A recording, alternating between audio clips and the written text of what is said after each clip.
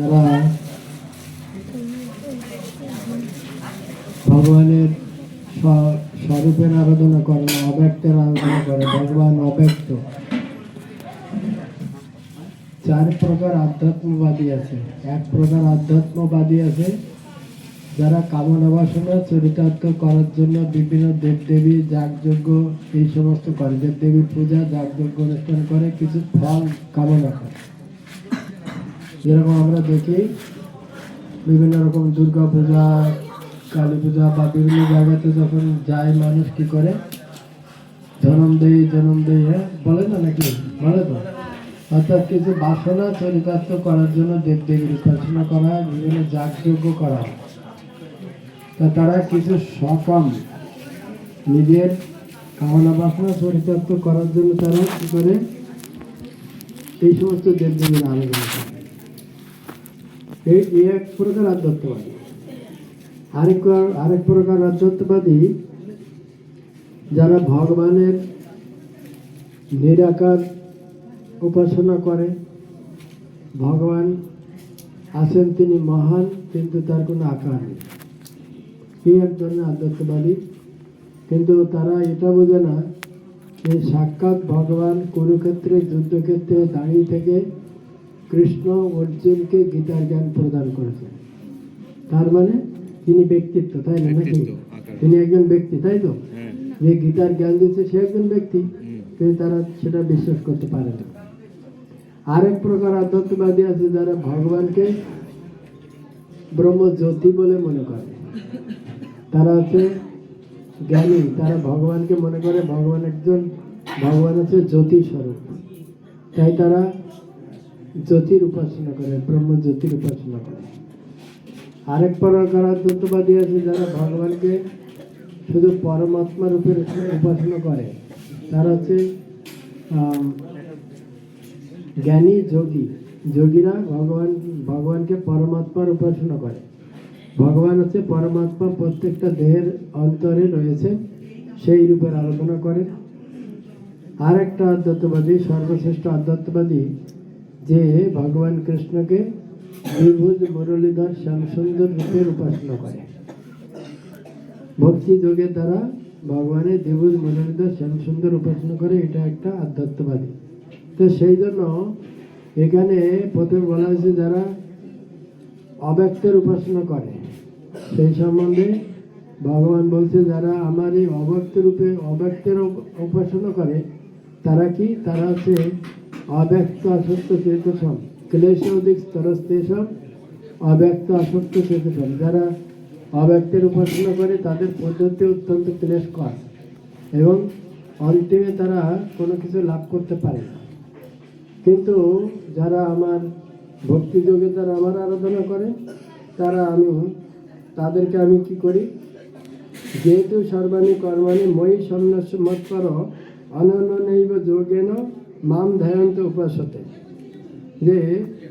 যেহেতু সর্বাণী কর্মাণি, যে সব কিছু কর্ম আমার জন্য করে, মই সন্ন্যাস মৎপর হয়ে যে সবসময় আমার উপাসনা করে, অনন্যনৈব যোগেন অনন্য ভক্তির দ্বারা, মাম ধ্যায়ন্ত উপাসতে অনন্য নৈব যোগেন অনন্য ভক্তির দ্বারা আমার সর্বক্ষণ আমার ধ্যান করে, তাদেরকে আমি কি করি?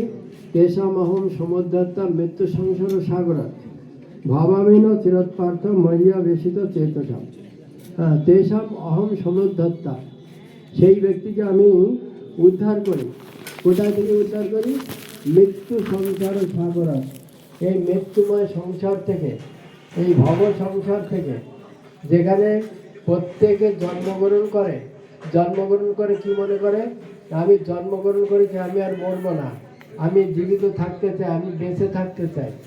কিন্তু ভগবান এটার নাম দিয়েছে কি? মৃত্যু সংসার।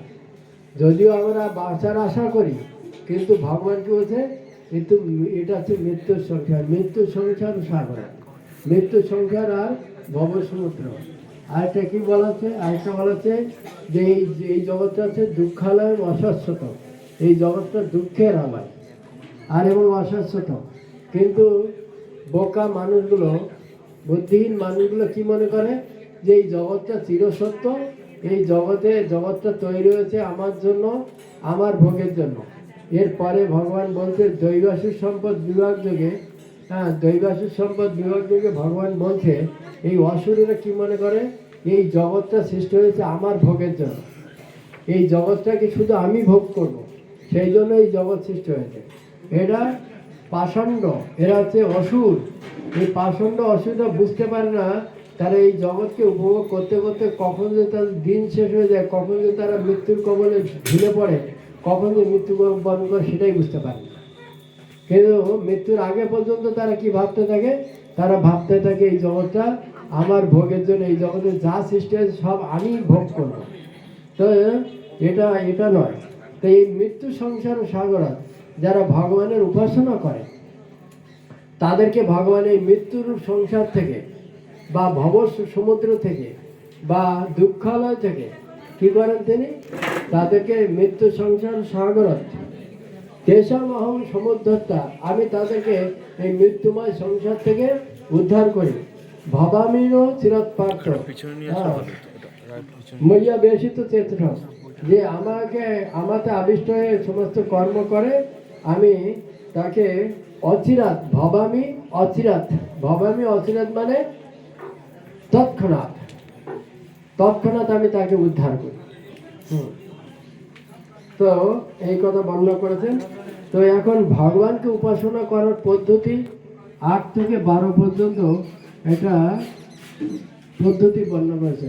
প্রথম কোয়ালিটি বর্ণনা করা হচ্ছে যে ময়্যব মনো আধ্যাত্ম ময়ী মধ্যম নিবশস্যসি মধ্যব অথ ঊর্ধ্বম সংশয়।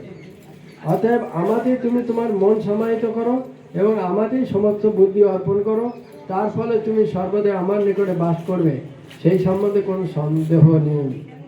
তো এখানে ফার্স্ট ক্যাটাগরি বর্ণনা করা হচ্ছে যে ভগবানকে আরাধনা করতে গেলে যে তুমি তোমার মন আমাকেই সমাহিত করো, মজ্জব মন অধ্যক্ষ মই বুদ্ধি নিবসয়, তুমি তোমার মন বুদ্ধি তোমার সব কিছু আমাকে অর্পণ করো।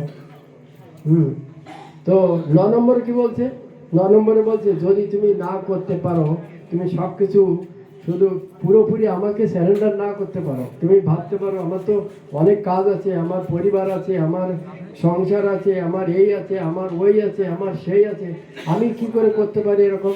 সে ভগবান বলছে হ্যাঁ এটা সবার পক্ষে সম্ভব না হতে পারে। কীরকম, তাই তার জন্য কি করবে না, অত চিত্তম সমাধাতম ন শুক্নসি ময়ি স্থিরম অভ্যাস যোগেন ততমাম ইচ্ছাপ্তম ধনঞ্জয়। হে ধনঞ্জয়, যদি তুমি স্থিরভাবে আমাকে চিত্ত সমাহিত করতে সক্ষম না হও, তাহলে ভক্তি যোগের অভ্যাস দ্বারা আমাকে প্রাপ্ত হতে ইচ্ছা করো। তুমি যদি ওটা না করতে পারো, সম্পূর্ণরূপে আমাদের চিত্ত সমাহিত করতে না পারো, তাহলে ভক্তি যোগের অভ্যাস করো। ভক্তি যোগের অভ্যাস করে তুমি আমাকে প্রাপ্ত হওয়ার চেষ্টা করো। তো অনেক অসুবিধা থাকতেই পারে, পুরোপুরি চিত্ত সমাহিত করা সম্ভব না। 10 নম্বর শ্লোকে কি বলছে, অভ্যাসী অপি অসমত্বসি মৎকর্ম পরম ভব মদর্থম অপি কর্মাণি করবম সিদ্ধি মমস্বসি। তুমি যদি ওটা না করতে পারো, তুমি যদি ভক্তিযোগের অভ্যাস না করতে পারো, না আমি করতে পারছি না, কী করে করব, আমার অনেক সমস্যা, এই সমস্যা থাকলে ঠিক আছে, এমনকি যদি তুমি অভ্যাস করতে অসমর্থ হও, তুমি যদি ভক্তিযোগের অভ্যাস করতে পারছো না, অভ্যাস করতে অসমর্থ হও, তাহলে আমার প্রতি কর্মপরায়ণ হও, আমার জন্য কর্ম করো ও তুমি সিদ্ধি লাভ করো। কর্ম করো মানে একটা হচ্ছে যারা ধ্যানী ব্যক্তি, তারা বসে বসে সব কিছু ভগবানকে অর্পণ করে সর্বক্ষণ ভগবানের ধ্যানে মগ্ন থাকে, সব কিছু অর্পণ করে, কিন্তু ওইটা আমাদের জন্য সম্ভব না। তাই ভগবান বলছে ঠিক আছে তুমি আমার জন্য কর্ম করো। হ্যাঁ, প্রভুপাদ এই ভক্তিযুগের পদ্ধতিটাকে এমনভাবে তুলে ধরেছে, যদিও বলা হয়েছে কলিযুগে আমাদের ধর্ম হচ্ছে নাম সংকীর্তন, অর্থাৎ বসে বসে হরিনাম জপ করে, কিন্তু হরিনাম জপ আমরা সর্বক্ষণ বসে করতে পারি না। 16 মালা জপ করে আমাদের কাছে কঠিন হয়ে যাচ্ছে, হচ্ছে না। প্রভুপাদ বলেছেন 1 লক্ষ মালা জপ করতে হবে প্রথমে, কিন্তু কেউ করতে পারলো না বলে কমাতে শুরু করছে, কমাতে দিয়ে এসছে 16 মালা। তা আমরা সর্বক্ষণ হরিনাম জপ করতে পারবো না। বাইরের লোক বলে এই হরিনাম করে কি হবে, হরিনাম করে কিছু হয়, তাই না নাকি? হরিনামটা তাদের কাছে মানে হরিনাম হচ্ছে কোনো ধর্মই না। আমি বলি কি, যদি হিম্মত থাকে তাহলে তুমি 16 মালা প্রতিদিন জপ করে দেখাও। কিরকম ক্ষমতা আছে? হিম্মত থাকলে প্রতিদিন 16 মালা জপ করে দেখাও দেখি। পারবে না সেটা করতে। 16 মালা জপ করতে পারবে না মানুষ। এদিকে নিন্দা করে সব জপ করলে হবে, কৃষ্ণ নাম জপ করলে কি হবে? হ্যাঁ, কিন্তু এটা করা সত্যিকারের ডিফিকাল্ট কিনা? যারা ভক্তরা জপ করে কঠিন কিনা বলুন? হ্যাঁ না না, জব করা কঠিন? 16 মালা জব করা কঠিন কিনা? কেউ বলছে না, কেউ বলছে হ্যাঁ। হ্যাঁ, যারা ভালো করে জব করে তারা বলেন তো, রমা দিদি কঠিন না সহজ 16 মালা জব করা?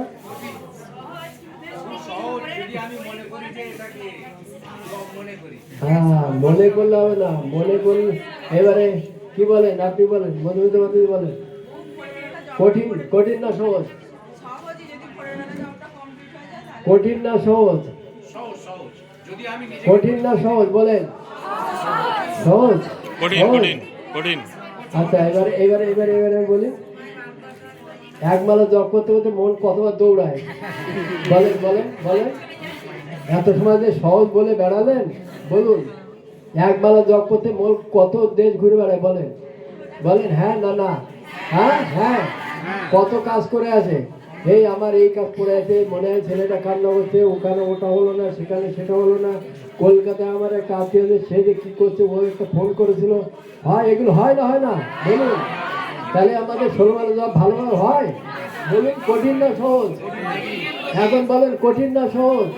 হ্যাঁ, আগে তো খুব বলছিলেন সহজ, এখন কঠিন হয়ে গেল কেন? এত সহজ না।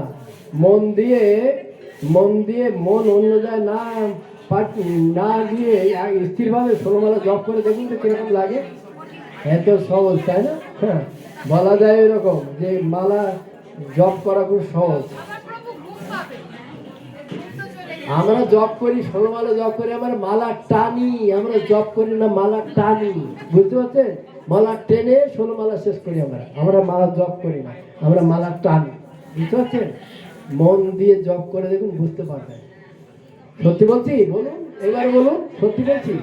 হ্যাঁ, এক মালা জপ করতে সারা ব্রহ্মাণ্ড ঘোরা হয়ে যায় আমাদের। হয় না হয় না? হ্যাঁ, মিনিটের মধ্যে সারা ব্রহ্মাণ্ড ঘোরা হয়ে যায় আমাদের মন। এত দ্রুতগামী সারা দেশ ঘুরে বেড়ায় কিনা বলুন? হ্যাঁ, বিচার করতে এত সহজ না, 16 মালা জপ করা এত সহজ না। বুঝতে পারছেন? কিন্তু তারা মনে করে কি এটা সহজ জিনিস, এ করে কি হবে? তাই এই ভক্তিযোগের অভ্যাস করা এত সহজ না। ছিল প্রভুপাদ আমাদেরকে 16 মালা দিয়েছে, 16 মালা জপ করতেই হবে, করো। আর তোমার মন তো এদিক ওদিক ছুটে বেড়ায়, তার জন্য তুমি ভগবানের জন্য সেবা কর্ম করো, ধ্যান বন্ধ করো। ধ্যান যোগ কোন যুগের? ধ্যান যোগ হচ্ছে সত্য যুগে। দাপর যুগে ভগবান অর্জুন কি বলেছে? দাপর যুগে 6ষ্ঠ অধ্যায় অর্জুন বলছে এটা সম্ভব না, আমি বায়ুকে রোধ করে দেবো, কিন্তু আমি আমার মনকে রোধ করতে পারি না। কখন বলেছে? কখন, কোন যুগে? দাপর যুগে। কে বলেছে? অর্জুন। অর্জুন আমাদের থেকে মানে কমা ভক্ত, তাই না? হ্যাঁ, আমাদের থেকে কমা ভক্ত না অর্জুন নাকি? হ্যাঁ, কি বলুন? অর্জুন আছে ভগবানের বন্ধু, সখ্য রসের ভক্ত, সখা। দাপর যুগে বসে সে বলছে আমার পক্ষে সম্ভব না। আমরা মনে করছি আমি খুব সহজে হরিনাম জপ করবো, মনকে এক জায়গায় রেখে। এত সহজ ভেবেছে নাকি? তাও কলিযুগে বসে আর আমাদের এই স্থিতিতে ভাবছেন খুব ভালো করে 16 মালা জপ হয়ে যাচ্ছে। দেন এত সহজ? ঘুরে দেখুন না, ভালো করে চিন্তা করে জপ করুন, তাহলে বুঝতে পারবেন কি অবস্থাটা হয়। হ্যাঁ, সেই জন্য জপ করা তো সহজ কাজ নয়। আমি সেই জন্য বলি, যত বলো একটু হিম্মত থাকলে করে দেখো, কিরকম ক্ষমতা আছে, একটু করে দেখো 16 মালা জপ প্রতিদিন, তারপর বুঝে যাবে তুমি কত ভালো ভক্ত। হ্যাঁ, বুঝে যাবে তখন। বুঝতে পারছেন? সেই জন্য প্রভুপাদ আমাদের মনকে নিয়ন্ত্রণ করার জন্য কি করেছেন? আরতি করো, কীর্তন করো, রান্না করো, বাজার করো, মন্দির পরিষ্কার করো, মন্দির তৈরি করো, এসব কাজের মধ্যে ধ্যান ধ্যান দেওয়ার জন্য বলেছেন। কর্মের মধ্যে, হ্যাঁ, কর্মপরায়ণ মদত্তমপি কর্মাণি কৈবম সিদ্ধি মামসুরি। তুমি যদি আমার জন্য কর্ম করো তাহলে তুমি সিদ্ধি লাভ করবে, এটা গ্যারান্টি। হ্যাঁ। 11 অত তৎ অভিশক্তোষি কর্তুম মজ্জোগমাশ্রিতঃ সর্বকর্ম ফলত্যাগম তত কুরুজ তৎভবান। তো তুমি যদি আমার জন্য অভ্যাস যোগে যুক্ত হয়ে কর্ম না করতে পারো, সেটা তো যদি অসমর্থ হও, তাহলে আমার প্রতি কর্মপরায়ণ হও, আমার জন্য কর্ম করে তুমি সিদ্ধি লাভ করবে। যদি তা না করতে পারো, আর যদি তাও করতে না অক্ষম হও, তুমি যদি আমার জন্য কর্ম না করতে পারো, তবে আমাদের সমস্ত কর্ম অর্পণ করে সংযত চিত্তে কর্মফল ত্যাগ করো। এটা হচ্ছে পরের স্টেজ। হ্যাঁ, কি তুমি যদি কর্ম করতে, আমার জন্য কর্ম না করতে পারো, তুমি ব্যবসায় ব্যস্ত, বাড়িতে ব্যস্ত, চাকরিতে ব্যস্ত, চাষবাসে ব্যস্ত, এখানে ব্যস্ত, ওখানে ব্যস্ত, করো, করে সেখান থেকে কিছু অংশ ফল আমার জন্য অর্পণ করো, আমার সেবাতে দাও। 12 থেকে বলছে শ্রেয়হি জ্ঞানম অভ্যাস যদ জ্ঞান ধ্যানম বিশিষ্যতে ধ্যানাৎ কর্ম ফল ত্যাগচ্ছন্তি অনন্তরম। তুমি যদি এই প্রকার অভ্যাস করতে সক্ষম না হও, তাহলে জ্ঞানের অনুশীলন করো। জ্ঞান থেকে অবশ্য ধ্যান শ্রেষ্ঠ, ধ্যান থেকে কর্মফল ত্যাগ শ্রেষ্ঠ, কেননা এই প্রকার কর্মফল ত্যাগে শান্তি লাভ হয়। তো এটা একটা পদ্ধতি। প্রথম হচ্ছে মন সমাহিত করো। তুমি যদি না করতে পারো তাহলে কি করো, তাহলে তুমি আমার জন্য আমার জন্য কর্ম করো, আমার জন্য মানে ভক্তিযোগের অভ্যাস করো। যদি ভক্তিযোগের অভ্যাস না করতে পারো তাহলে আমার জন্য কর্ম করো। যদি আমার জন্য কর্ম না করতে পারো তাহলে তুমি কর্মফল ত্যাগ করো। কারণ এই কর্মফল ত্যাগে শান্তি লাভ হয়। তো বাস্তবে আমরা দেখতে পাই শিল প্রভুপাদ তিনি আমাদের এই ইসকন সোসাইটি তৈরি করেছেন। তিনি বিভিন্ন লোককে, বিভিন্ন ব্যক্তিদেরকে বিভিন্নভাবে ভগবত সেবাতে যুক্ত করেছেন। প্রভুপাদের ইচ্ছা ছিল যে সবাই যেন ভগবত কৃপা লাভ করতে পারে। তো কিছু কিছু আছে যারা নিজেরা ভক্তির অনুশীলন করবে, কেউ সেটা পাচ্ছে না, তাহলে তাদেরকে কিভাবে নিযুক্ত করতে হবে, সেজন্য প্রভুপাদ লাইভ মেম্বারশিপ আজীবন সদস্য পদ্ধতি চালু করেছে। আমাদের এখন মন্দিরগুলোতে যেগুলো করা হয় এগুলো হচ্ছে নিত্য সেবা, মন্দিরগুলো চলার জন্য নিত্য সেবা। আপনারা যারা এই নিত্য সেবায় যুক্ত হয়েছেন তারা এই মন্দির চলার জন্য, একটা মন্দির চলতে গেলে অনেক অর্থের প্রয়োজন হয়। তো আপনারা ইনকামের কিছু অংশ ভগবানের উদ্দেশ্যে এই মন্দির চলার জন্য দিচ্ছেন, এতে আপনারা উপকৃত হবেন। আপনাদের অর্থগুলো ভগবানের সেবাতে নিযুক্ত হচ্ছে, এটা কেউ কারো বাড়িতে নিয়ে যায় না, এটা ভগবানের সেবায় সর্বতভাবে যুক্ত করা হচ্ছে। এখানে অনেক ভক্ত সান্ডে করে আসছেন, এখানে কৃষ্ণ কথা শ্রবণ করছেন। আস্তে আস্তে তারা উপকৃত হচ্ছে। তারা ধীরে ধীরে সেই পাপময় জীবন থেকে তারা আস্তে আস্তে শুদ্ধ চেতনাময় জীবনযাপন করার জন্য শুদ্ধ জীবনযাপন করছে। আগে প্রথম দিকে ভক্ত বেশি ছিল না, এখন আস্তে আস্তে অনেক ভক্ত হয়ে গেছে। সবাই এখানে ভগবত কথা প্রচার করার জন্য, আলোচনা হওয়ার জন্য অনেক ভক্ত উপকৃত হচ্ছেন। এগুলো যারা আপনারা এই মন্দিরকে মানে পরিচালনা করার জন্য যারা অর্থ দিচ্ছেন, আপনাদেরই কৃতিত্ব। আপনারা এই সুযোগ দিয়েছেন, তাদেরকে এইভাবে ভক্ত হওয়ার সুযোগ করে দিয়েছেন। এখানে আমাদের অনেক ভক্ত আছে যারা অনেক কিছু প্রদান করেছেন, করে তারা সুযোগ করে দিয়েছেন। তো সেই জন্য আমরা উপকৃত সেই সমস্ত ভক্তদের কাছে। এবং এটা আরো উত্তর কিভাবে বৃদ্ধি করা যায় সেই জন্য আপনাদের প্রয়াস, আপনাদের ইচ্ছা, আপনাদের সৎ উপদেশ এগুলো